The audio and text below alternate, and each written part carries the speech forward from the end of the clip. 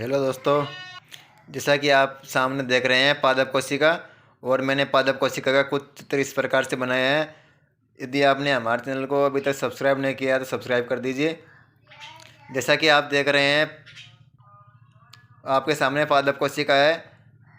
और ये पादप कोशिका की खोज शायद लगभग 1665 ईस्वी में रॉबर्ट हुक ने की थी, जो एक मृत कोशिका की खोज की थी।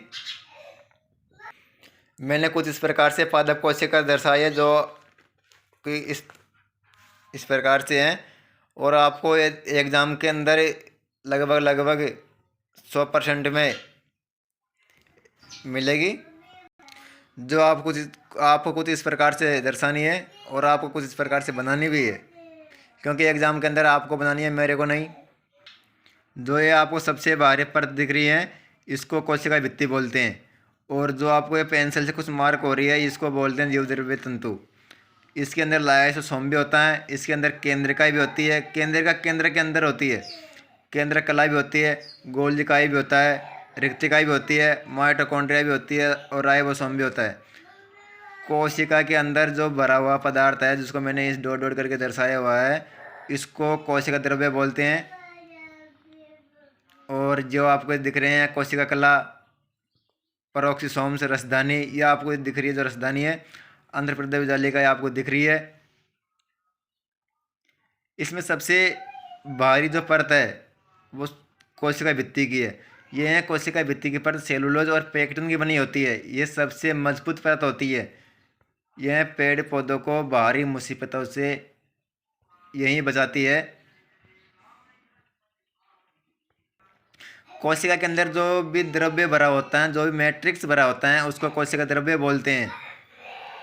और इसके अंदर ये कुछ एक कण के रूप में लाइसोसोम पाया जाता है। इसके अंदर हरितलवक भी पाया जाता है।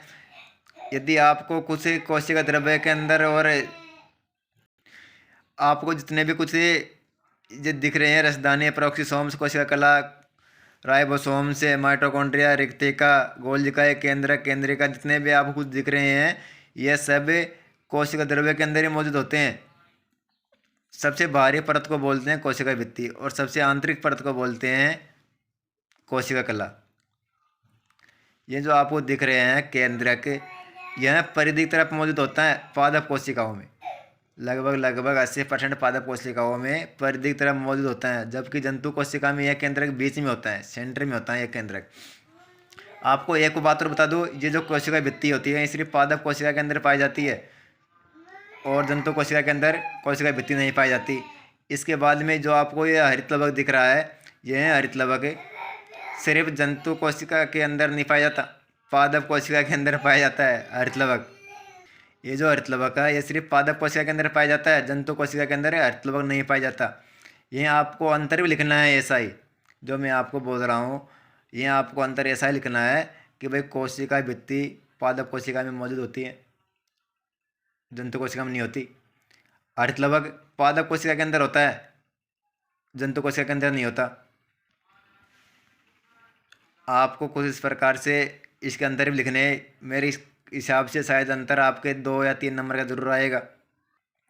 इसमें जो आपको रिक्तिका दिख रही है, ये रिक्तिका जो है यह इसके अंदर पादप कोशिका के अंदर रिक्तिका थोड़ी बड़ी होती है और जंतु कोशिका के अंदर छोटी होती है। इसमें कुछ ही मात्रा में होती है, थोड़ी कम संख्या में पाई जाती है रिक्तिका। पादप कोशिका के अंदर रिक्तिका कम संख्या में पाई जाती है, जबकि जंतु कोशिका के अंदर रिक्तिका अधिक संख्या में होती है।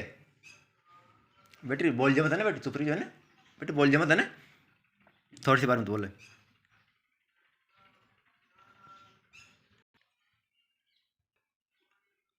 आपने मेरे हिसाब से इस डायग्राम का स्क्रीनशॉट ले लिया होगा और लेने के बाद में आपको कुछ इस प्रकार से आराम से बनानी है। और जहाँ जहाँ मैंने जिस जिस चीज़ को दर्शाई है वहीं आपको दर्शानी है। जो आपके टॉपिक में है आपको उतनी ही दर्शानी है, इसके अलावा आपको नहीं दर्शानी। यदि आप उसके बाहर दर्शा दोगे तो भी कोई दिक्कत नहीं है, लेकिन आपको कम नहीं दर्शानी। आपको 3-4 अंदर मैंने बताई दिए पादप कोशिका, जंतु कोशिका के अंदर। जो आपको एक बार फिर बता दूँ कि कोशिका भित्ति के अंदर लिखना है, क्योंकि पादप कोशिका में कोशिका भित्ति होती है। पादप कोशिका में हरितलवक पाया जाता है। और जो आपको ये दिख रही रिक्तिका, ये जो रिक्तिका है पादप कोशिका में थोड़ी बड़ी और कम संख्या में होती है, और जंतु कोशिकाएं में थोड़ी छोटी और अधिक संख्या में होती है। आपको कुछ इस प्रकार से ही अंतर लिखने हैं। और अभी तक आपने हमारे चैनल को सब्सक्राइब नहीं किया तो सब्सक्राइब कर दो, जिससे कि मैं आपके लिए और भी बेहतरीन वीडियो बना सकूं। यदि आपको हमारे वीडियो पसंद आई हो तो हमारे एक लाइक कर दीजिए।